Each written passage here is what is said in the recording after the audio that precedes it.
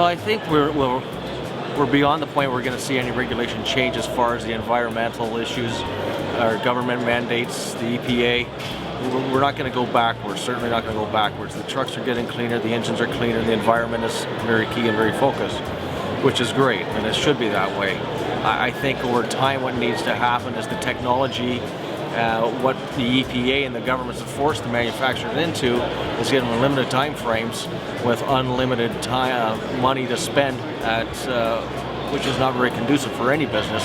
So sustainability for our companies, we're looking for the most practical way to come up with the best solution in an extremely short period of time. Ultimately, what should be happening should be a co-joint thing with the government, where the government is participating as far as we're concerned and funding a lot of this stuff to make a more sustainable, long-term, fuel-efficient, environmentally friendly product for all manufacturers. They need to do something about the depth. Yeah, it's as far as I'm concerned, it's a hindrance. Like I don't have it on my truck because I've got an older truck, but I know guys that are running it and whatnot. Like one of my buddies was down in the States there last week. He literally had to pull over onto the side of the interstate so it could go through its regen. Like, that's not safe.